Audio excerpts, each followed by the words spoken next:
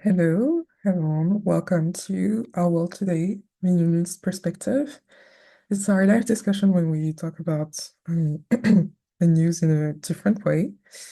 And I want to kind of test out something today. First of all, um, our program is talking about the floods in Valencia and the political consequences that have been following in the past few weeks. And then talking about the price congestion that is being thought over for NYC and seeing this is a direct impact of the presidential election.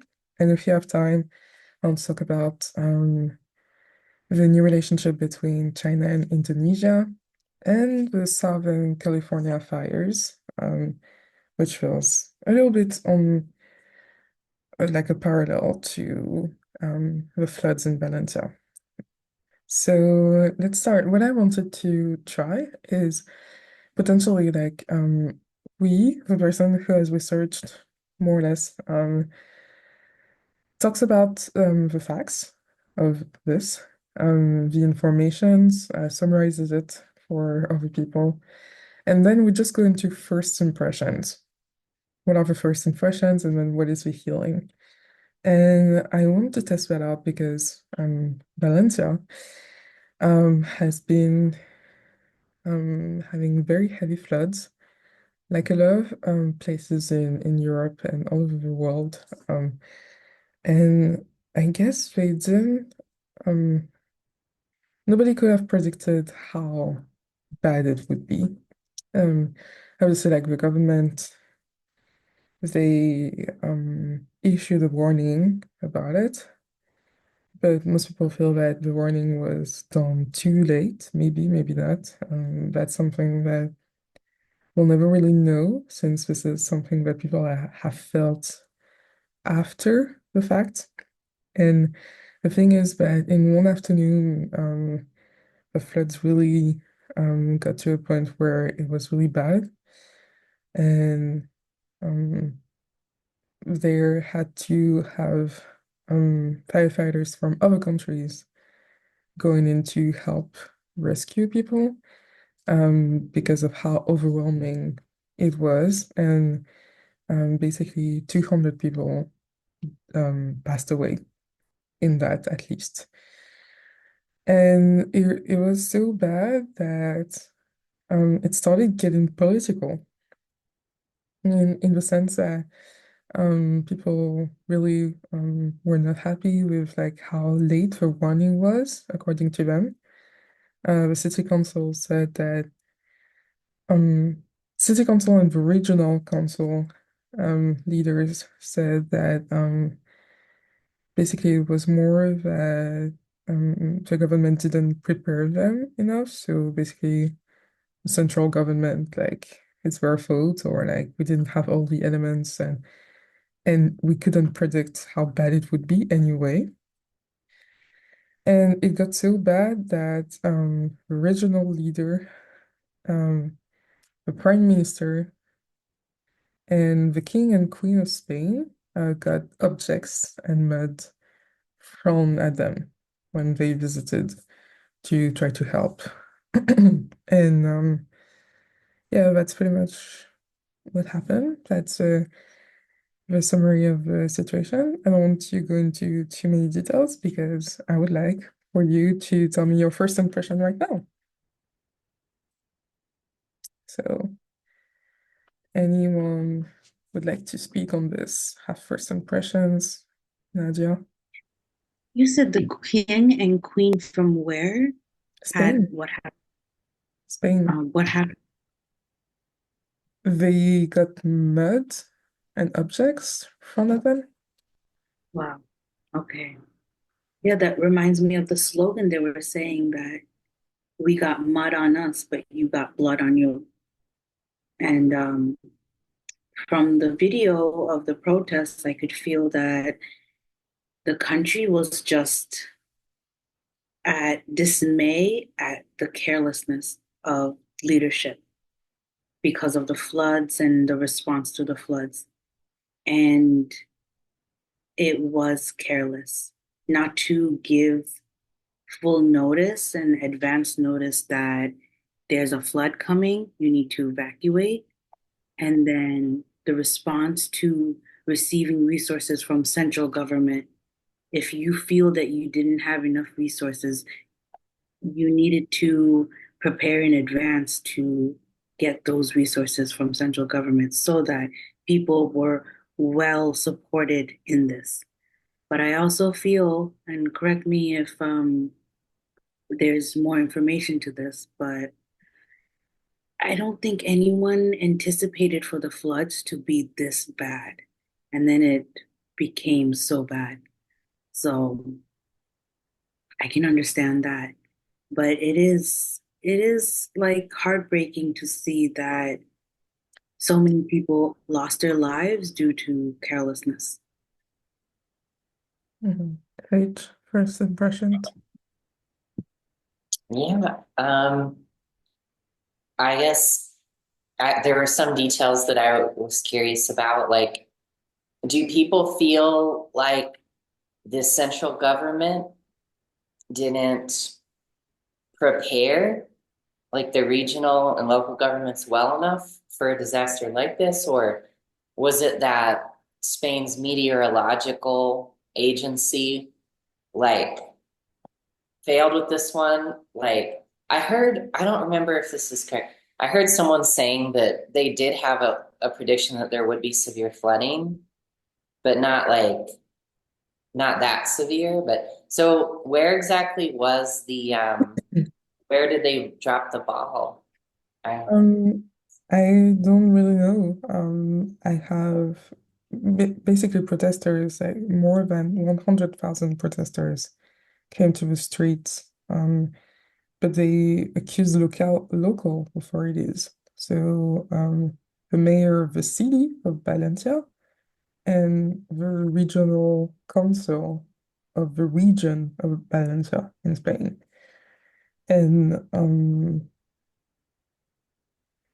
And basically, I'm not sure what it is. I really don't think anyone could have predicted how bad this could be. And I don't think, even if like the local authorities were overwhelmed, I don't think it was a human problems. I really feel that people are angry with reason, um, but that they're trying to put the blame on somebody. And I think it's like that in this situation, many situations where people take to the streets.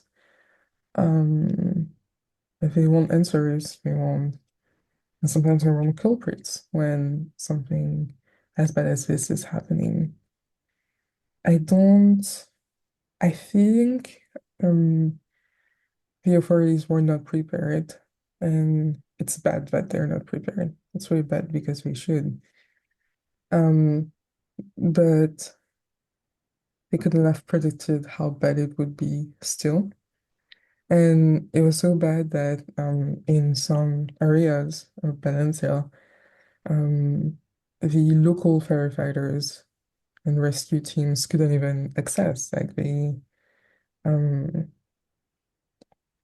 a few days afterwards, up to 1 week afterwards, that the foreign authorities that could access this part, because they just didn't have enough people.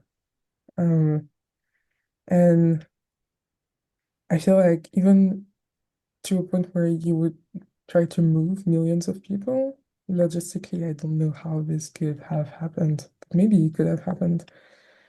Um, I think our job in this discussion is basically to say like, and that's something that's been coming up a lot since last week, even before, but especially now. I don't think we are the one that wants to have answers or say like what could have gone better, what could have gone wrong. I don't think the healing is in that. I think the healing is in the fact that problem couldn't have been handled just by an authority. It needs to be handled by many authorities, worldwide authorities that do something in order to prepare us for how climate is going to evolve next. Regions that have never been flooded have been flooded this year. I think it's a testament that nobody could have, um, I guess, forecasted that, foreseen that. Um, and I think the anger that Valencianos, are are feeling is just tiredness, that things are not going that good, that life isn't that well, in their region, that there are many problems. It was just something that did too much and they're angry. And I understand. Um, and that is something that the government can do something about, but the climate, is not necessarily one of them, not to the extent that they're asking, is my feeling. Um, it's something that we should do conjoined. Every human being should be on this so that it doesn't happen. And yeah, and it's not like worse off as the years go by.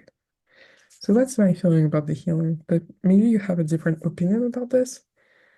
Um, because like I think this is our role. Not to judge, not to say who is right, who is wrong in this, because I don't think it is. But maybe you think that people were blatantly wrong. But the way it is portrayed in the media, I don't think that's actually the story that is happening. What do you guys have here that can help? Nadia? Mm. Has there been other issues with the leadership in that area? Because it seems like it's an abrupt and intense response, like 100,000 people in protest.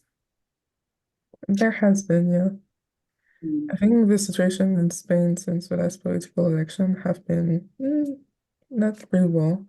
And since the last king died and his son took place, I think people have been maybe feeling a little bit off about the way politics is going in Spain. And, a lot of people don't earn that much in Spain as well.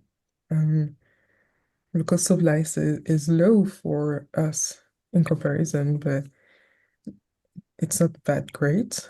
And so I think maybe we're just like in French we would say like ras-le-bol. It's like people are just over it. It's like le ras-le-bol. It's like just a feeling of being over it. Just like I'm going to explode. And I think that's the feeling that you were seeing. And I think you're right in that. Mhm. Yeah, Sage.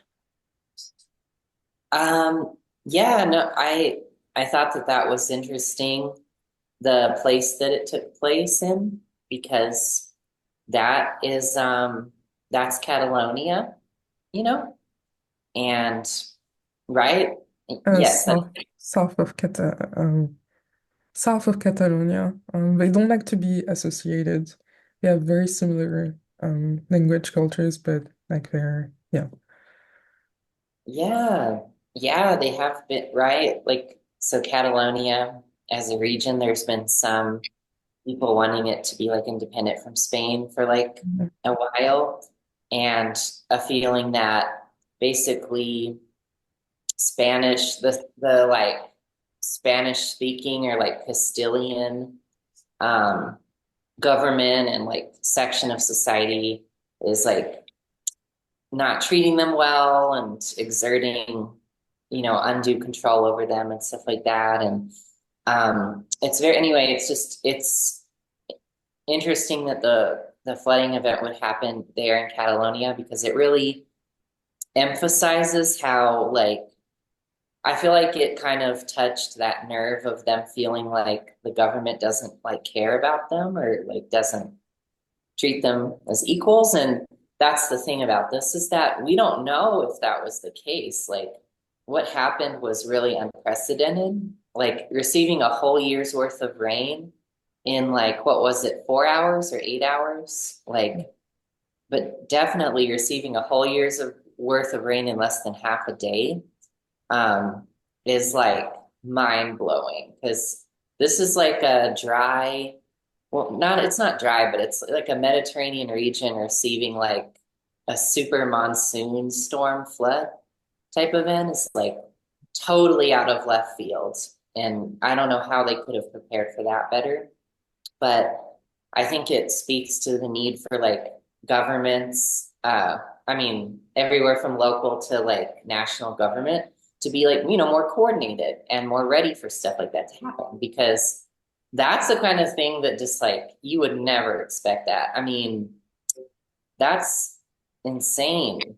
Um, it's even more insane than like all the flooding that happened in the US with like Hurricane Helene and stuff like that. Because there have been hurricanes before that like went inland in the US and caused like a ton of damage inland. That had happened before.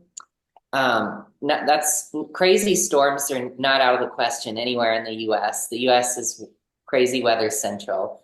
But like Spain, like that's like weird, man.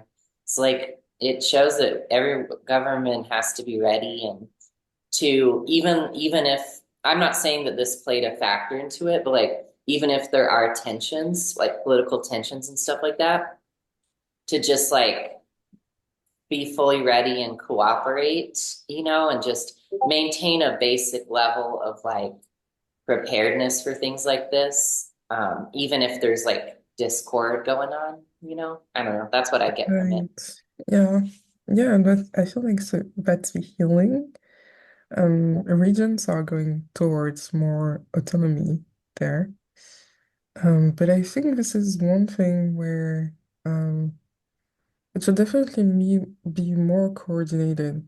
It seems like the problem was that the government was supposed to issue warnings and do stuff that the region would then communicate to the people.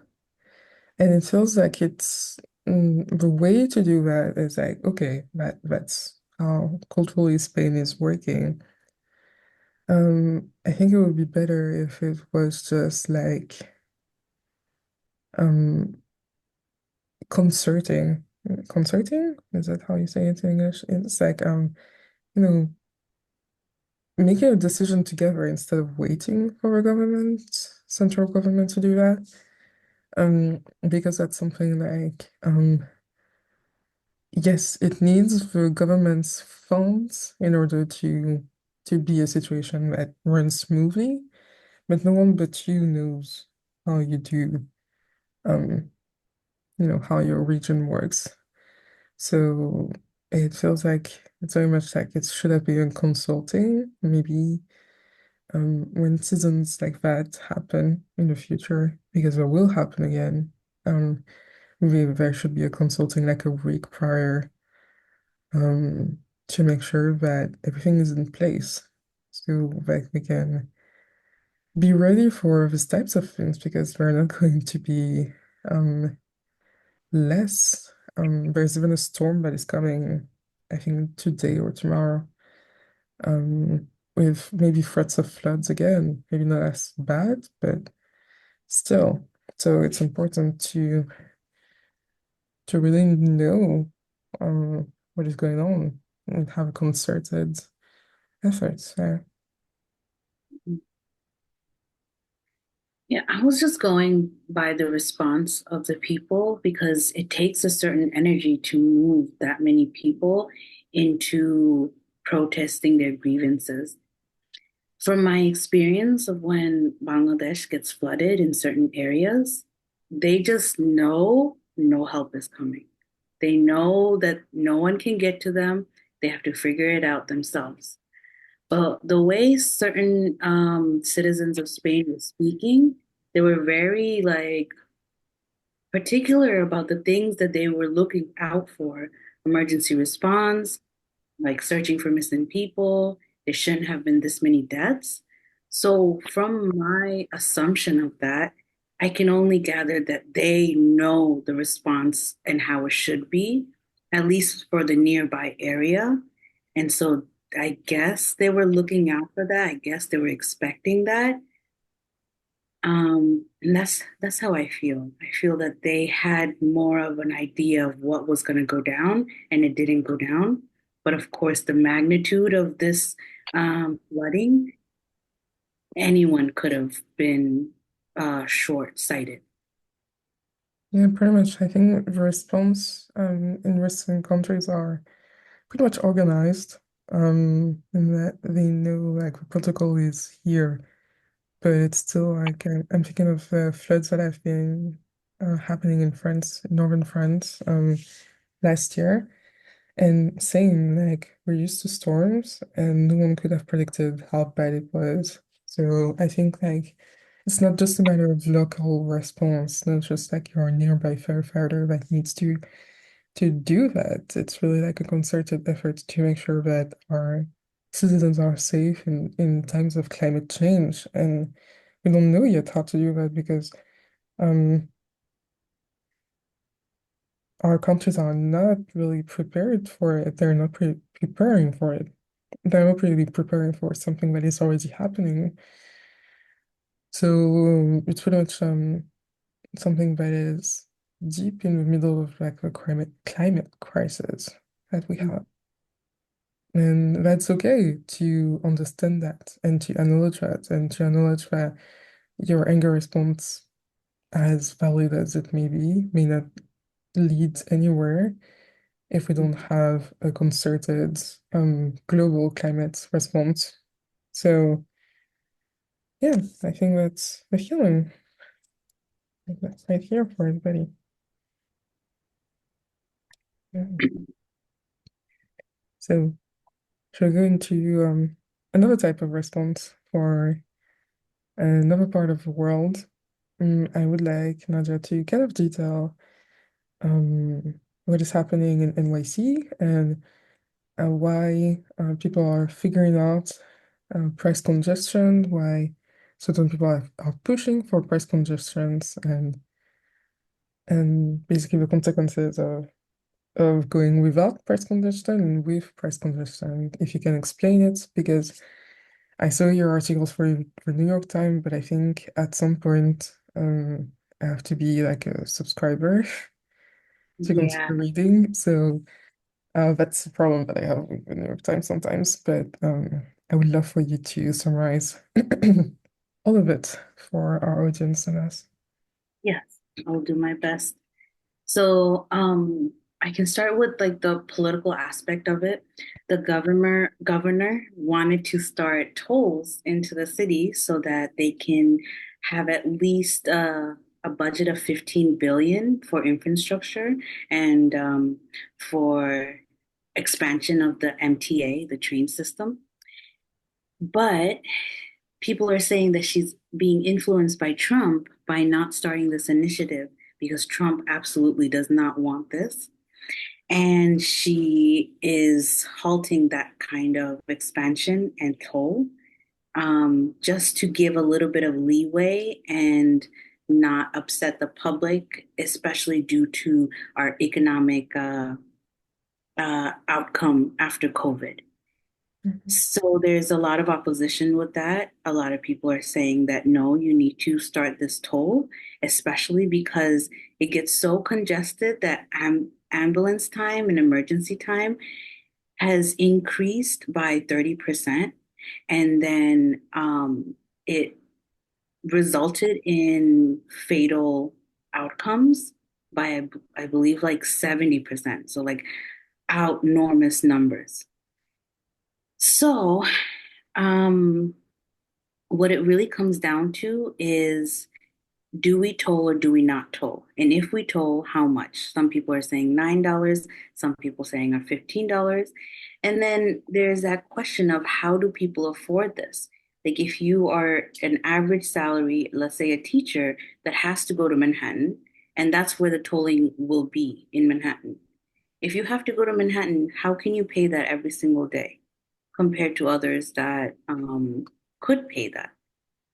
So it's a question of that. And I personally, who drives everywhere in the city and has to drive, would not like the toll at all. But I can definitely understand the congestion.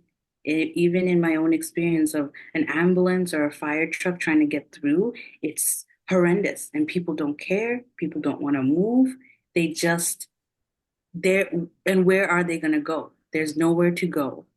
So it's becoming like a almost a third world country scenario where the ambulance does not get to the people and there's just a lot of disorganization and disorder. What is upsetting to me is that why are we on this toll solution for infrastructure and better train services, better public transportation? Like this is the end all be all from what politicians are saying in order for them to salvage enough money to change the infrastructure.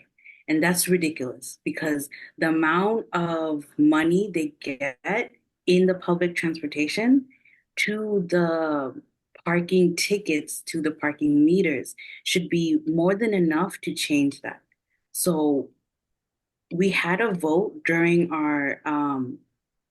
the election, we had a couple questions. I don't know if every state did this, but we had a couple questions of yes or no. Do you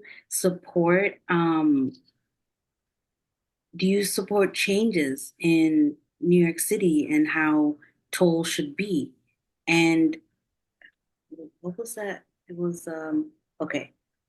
It'll come back to me. It was this very particular question about this.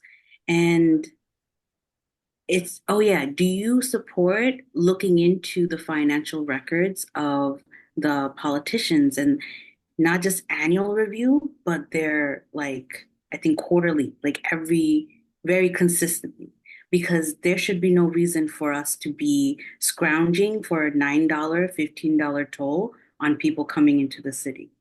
And it reminds me of, I think it was in the Vatican where they started tolling the area for tourists to come in. And I think we covered this story a while ago, but it felt bad. I know there's a lot of people that come and tour the area, but I feel there could be more organization. There could be like a limit to how many people in a certain day, and then the rest has to come the next day, like by appointment. It shouldn't be like people are gonna come anyway. Even if you tell them to, you're gonna pay $15, they're I going think it to was come. Venice.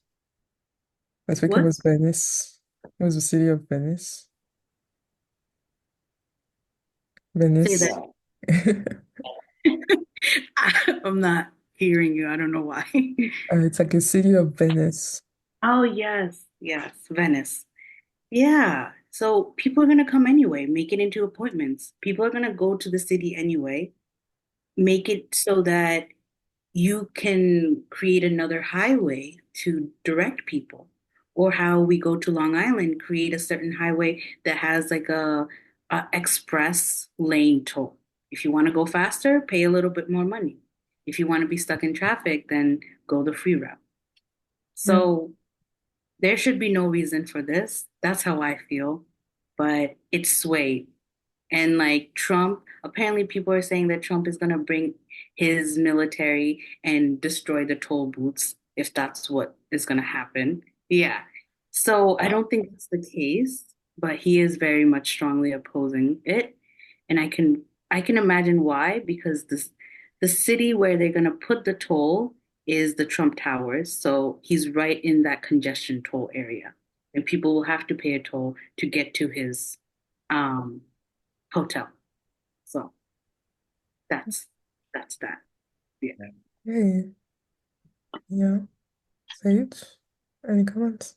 I was just gonna say, where did you hear that? That sounds like third world country stuff. Like I'm gonna using the military to destroy something you don't approve of in your own country. That's third world. That's Mhm. like Myanmar type of shit going on. I But think I said that in New York Times. uh So yeah. okay. Too Well, much dramatic, maybe. it's true. Yeah. Like I Yeah, don't think he'll do that. probably not. Well, yeah, let's just assume that. Well, I don't think it's that serious. Like um, it's yeah, I don't know. Anyway, um, that's for a insane. $9 toll, you bring the military in. Like that's crazy. Um, Yeah. I'm trying to wrap my mind around this because like you'd be paying 9 to 15. So basically, for people who are unfamiliar, there would be 2 lanes or so that would be not tolled, and they would be jam-packed at all times because it's New York, probably. And then there would be a third lane, and anytime you pass by the toll meter, there's a camera or whatever, you will get charged anywhere from $9 to $15. Is that correct? And they're making it mandatory, so there's no two free lanes. All the lanes have to pay that. Oh, is that? I thought that it was just you only pay for the fast lane if you want to avoid the traffic. Yeah, That's that what would I, be the Nadia's ideal yeah, solution. Oh, that was that the is thing. that is. Yeah. Oh, okay. So their plan is to toll everybody Everybody. nine to Yeah. fifteen dollars. If Those Yeah. anyone wants to go below 160th Street in Manhattan, they have to pay that toll. that is like That's that's insane. so Isn't That that doesn't crazy? feel good. Yeah. That doesn't feel good at all. I'm thinking that maybe the budget is probably like what happens because like I don't know what they do with the budget. Like I think construction work, we have the same problem in Paris, like to take the subway, like they're always upping the price of it. I don't think it's going to go down that fast from the Olympics where it doubled for some people. And yeah, I think they're using it to work on the extensions of all the subway lines and the new lines because the metropolis has just like, you know, doubled, tripled in size. So you need to be serving all the spots. And yes, it's a good project, but it's been at least 10 to 15 years that it started.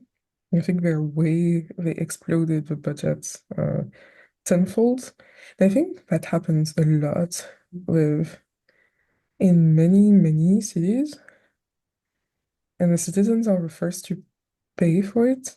I don't know what the solution can be because for them, like getting a price decrease on the public transportation doesn't necessarily guarantee that more people are going to take the public transportation, so they can do that.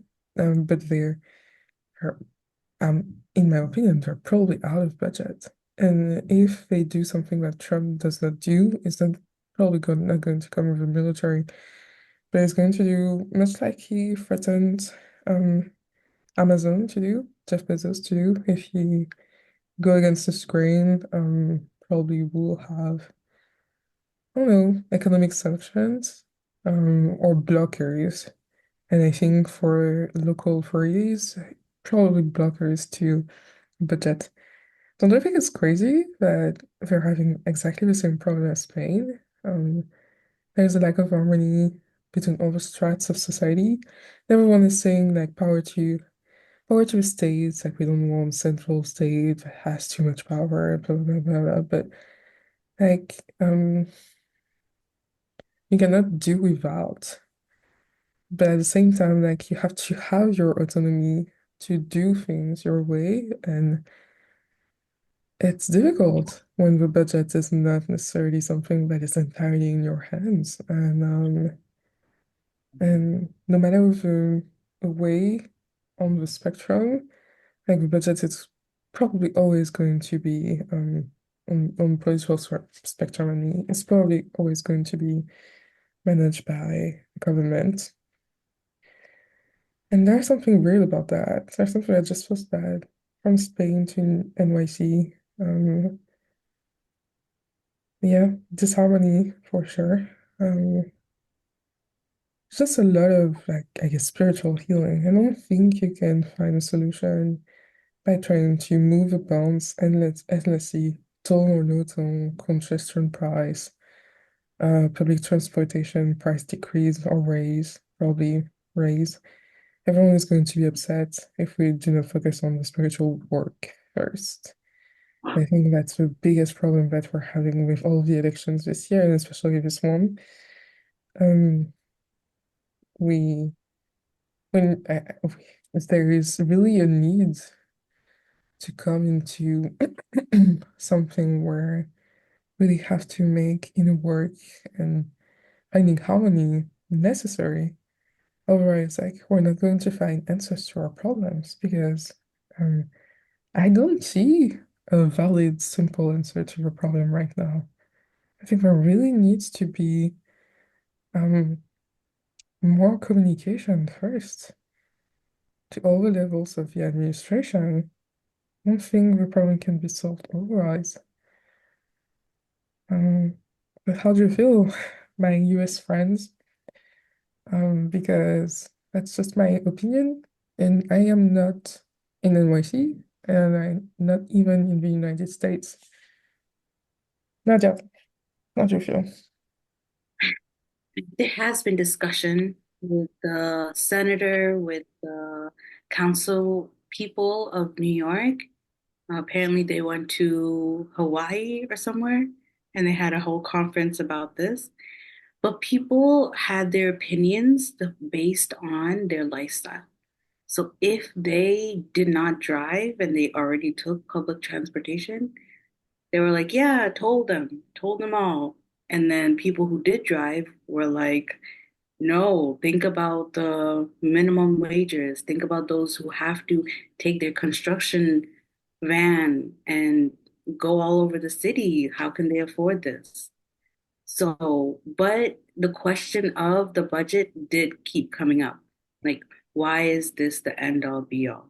And that is foundational. That needs to be looked at very closely in order for anyone to get into resolution. You cannot just find your people and then think, oh, we can resolve this, that, and the other.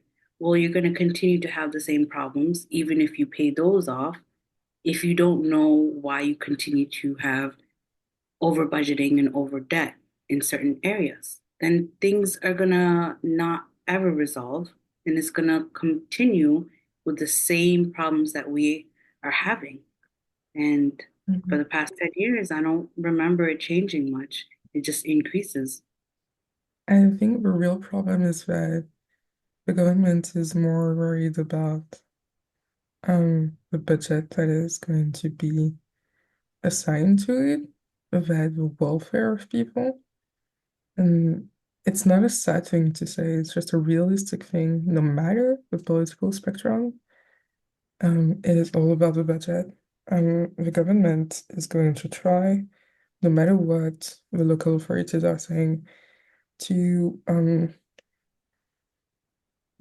offer something in one way, but try to take a more budget in another way. And it's going to be a cycle.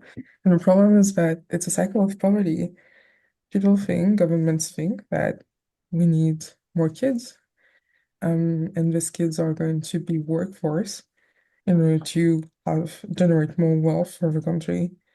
And the problem is that if we continue to have taxes in order to be on budget or try to make economy savings somewhere or somewhere, you know, one side of the political spectrum is going to try to make savings by liberating all of this, like not imposing everything to the businesses.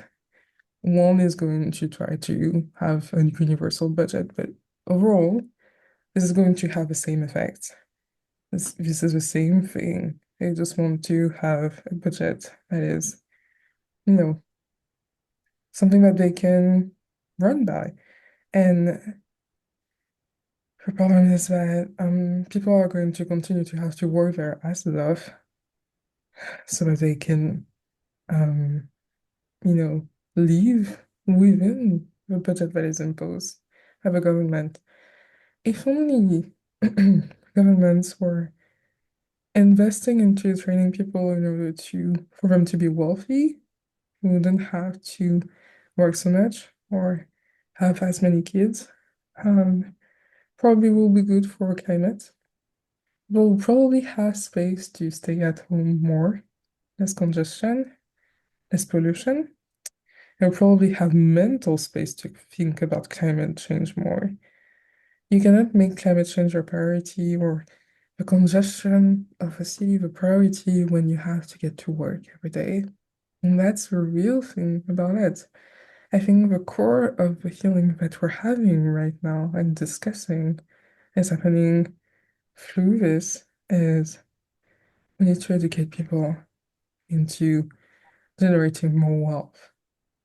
That would solve so many problems. Because no matter the political spectrum that the country is having, no matter the election, the result is going to be the same right now.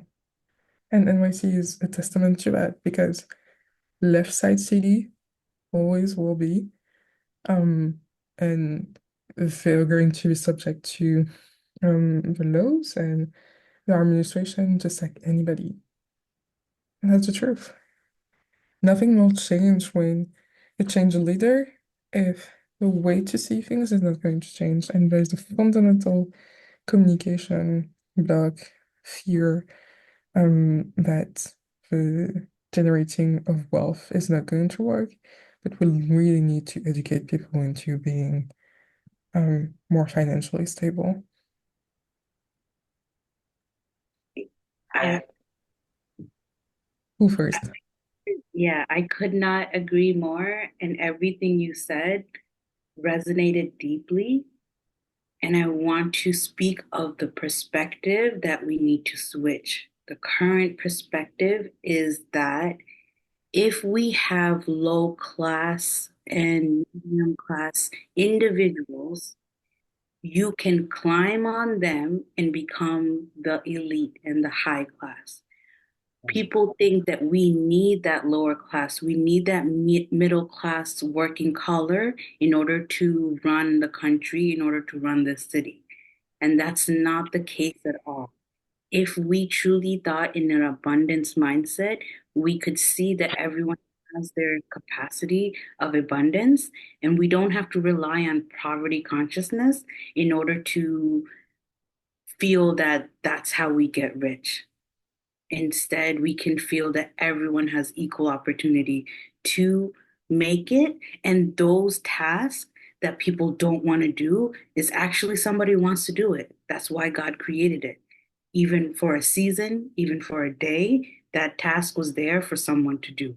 But it doesn't mean that someone has to maintain that lower class status in order for you to sustain your high class. That's that's exactly it. What Yureen was saying, and then what you were saying, Nadia, is exactly it. And it's crazy that you guys started speaking about this because my mind was going to the same place too. This issue is about more than just how to discourage people from driving, to be more climate conscious and reduce congestion in NYC and help the ambulances get through.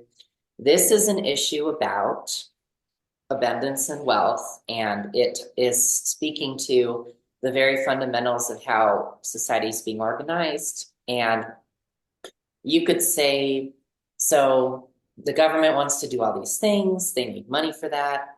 A scheme like this could heavily put the burden of it on more so on people who are lower or middle income. You could have another person coming in and saying, what are the corporations doing and really wealthy individuals doing to get away with that? Because they make more money. So logically, why should they not pay for this? Why should they, not kick in more for that? So there are those different sides of the spectrum. But what those two sides are missing is what you guys were saying, which was how do we get broad-based increase in prosperity among all people? And how do we have people become more abundant and learn how to generate more value. And I think that is the key because it keeps coming back to that. It's like if people are limited to like the same roles, the same jobs, the same tracks that they've been on, it's just going to be a knockdown, drag out fight if they're ever to increase their economic well-being because wages have stagnated and prices have continued to rise and rise. So something has to give, right? And it feels like that's what it is that people need help in increasing the amount of abundance and value that they can have in their lives. And that's super cool that that's where the discussion went because I feel like that is what it's about. In the meantime, though, they need to come up with some sort of solution for this that's better because this is crazy. And yeah. So, Yeah, it's crazy to think that the city is like congested as much as that. It's really like reminds me of my native island, actually, Guadeloupe. It's like oh, but New York is an island, right? So oh, it is. we have Yeah. the same problem at a different scale. But it's basically like everyone has cars. Public transportation is not so great or needs to be improved. We're on an island, so we don't have any of the lanes to run to, and even the construction of a lane is going to take probably like decades to finish. And what do we do now? I honestly don't have the answer.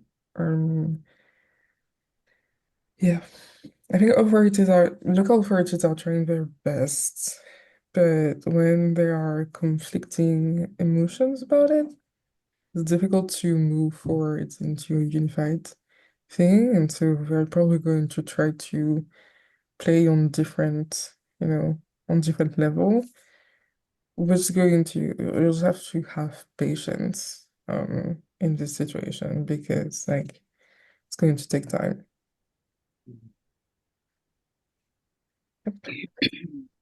Yeah, it will take time, and government officials will do what they will ultimately do, and it doesn't really affect one way or another with someone who has an abundant mindset. If they have to pay $9, they have to pay $9. If they don't, then they don't. At the end of the day, if you continue to perpetuate that belief that you are meant to be poor, then you will continue to be poor. Like, regardless of like things that are there to advertise that kind of belief on you as well. Like, oh, I should take the train because it's most affordable and things like that. The city steers you in certain ways for your class. And it's unfortunate that people stick to that belief and that alignment instead of disrupting that and being like, no, I got to do what I have to do for my lifestyle.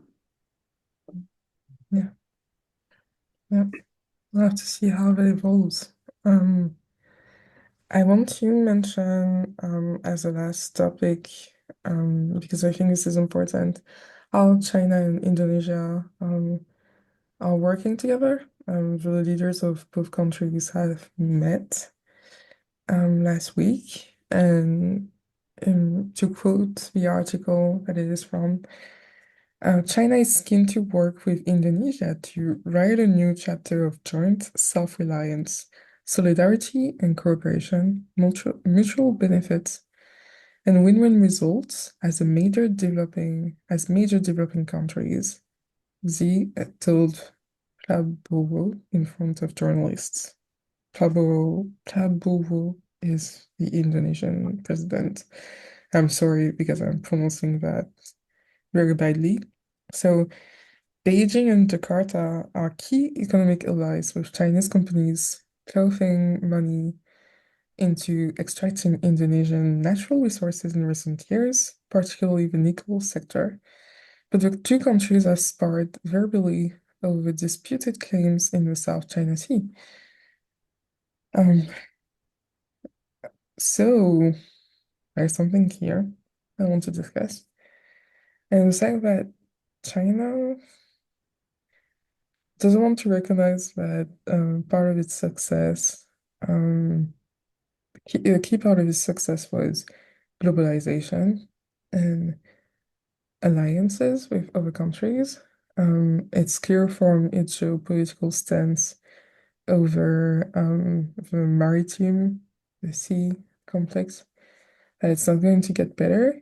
However, um, they want to continue to make alliances with outsiders that have a lot of resources and are powerful in their own rights. And it's kind of weird to me. This is probably a good thing for both of them, but it's also like, um, you know, China is proving that they need partnership in order to exist, but their behavior is saying like we don't need you. And I wonder, I wonder how this will continue because this is a very precarious line that Xi Jinping is towing. And yeah, that's it. I just wanted to mention that. But I don't know if there's anything to get out of it. I just think this is my observation. So, what are your opinions?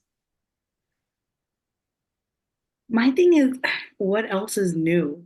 When you said China doesn't want to acknowledge their success due to globalization, it's just like, yeah, that's been happening for centuries now. And where does China think like their success came from that trade market? But if they were not able to have someone trade with them, how could they have profited? So you have to acknowledge your give and receive. You can't just acknowledge that I gave you this. Yeah, you could be a world manufacturer, but you need to have buyers. You can't just be like, I have all these products to sell. I'm the best, but end up nobody's buying anything from you. So I can Yeah, understand. Yeah. it's a little weird. I, yeah, I don't know. And it's weird because Indonesia is also upping their maritime defense. Mm. So it's such like friends economically, but foes geopolitically. It is so weird, so weird. I don't know how this will come to a head because situation has to give somewhere, right? At some point. But it's weird that China is still playing this game, or maybe there's a desperate move to have new alliances since a lot of people are removing themselves from China with their companies, and Taiwan is still the leader in production of cell phone parts, technological parts, like really advanced technological parts, right? So yeah, I guess Xi Jinping didn't think he had a choice there. Mm. Of course, he made the choice, right? But it's kind of like I'm in debt and I want to make some moves still to try to save things. I don't know, but yeah. It feels like a narcissistic relationship. Like someone who has a relationship with China, it feels like eventually China will burn enough bridges for people to be like, I don't want to be bullied by you anymore. I don't want to be in this one-sided story with you any longer. Yeah, I feel like that's not really, it's not always acknowledged. How China has, China has gotten so much success only because of globalization, like partnership with other countries, but they're not trying to recognize that. And I feel like that's part of the reason why the animosity toward China has been taking off in the US and Donald Trump's animosity toward China and stuff like that. Whether or not they're taking good steps to actually resolve the relationship issues is like a whole question. And the answer might be no, but it's something. But yeah, I don't know, because it seemed my feeling about it was in Indonesia's side, um, their economy is very dependent on that, like natural resource extraction and agriculture, and somewhat manufacturing too. But China would not be receiving any much manufactured goods from them, I would assume. But so I feel like it's all really about money. Like this agreement, like this handshaking thing, it's really just them saying, I appreciate that I can like make money in partnership with you, and that's it. But it's kind of talking past the whole geopolitical issue of where China is being like, we want to like take over the South China Sea and essentially like control um, these shipping routes and stuff like that, because that's the only place where um, China could significantly be deterred is by like blocking shipping because their economy is so export centric. So if they can control that too, the shipping aspect, then they can insulate themselves from consequences if they try to be aggressive. And that's probably what they're trying to do. I think any time that China's trying to partner with another country more, they're trying to look like they're really nice and respectful, and they don't have the Western countries, the bad taste in the mouth that comes with Western countries, and how Mm. Western countries sometimes like to impose their values or have a savior complex toward other countries. So China's like, we're here to like be an alternative to that, but it's unfortunately, what is the price you pay for that? It's that China will often try to like get leverage over you so that they can take more of your stuff or more of your power, like they've done with like offering loans that countries can't pay off. And like in the case of some like Tajikistan, being like, you can give us your gold mines. If you can't pay off these loans, you just give us some of your gold mines, that kind of thing. It's just like, okay, I see that's the angle that you were pursuing this whole time, but you were talking in a very sweet way. Okay, that's not cool. I'm not saying Western countries are blameless either, because that's the whole spat that they always get into. But yeah, it leaves a really bad taste in my mouth. Doesn't it you? Like this whole thing. I'm Our just like, relationship feels it's kind of like a family member yeah. that you always hear about when we need something. Um, it's Yeah. it's this kind of relationship, and at one point you don't want to have that relationship anymore. Probably going to distance yourself or cut ties. I think China does that to an extreme level, and the world still has to come to terms about how they're going to treat it, how much we're going to invest in China, and how much we're not going to invest, because it's pretty much like a taking relationship at this point. Um, it's my interest and my interest only. So, and not recognizing that I need other people. So, yeah, it's a really, it's a peculiar relationship because it still feels like an exchange at first, and then realize it's not. But yeah, I guess. Eventually, Mhm. China will run into a wall. China will run into a wall. It will see its shortcomings when the dust clears. And then when they can't partner with anyone of significant power, they're gonna be like, oh shit.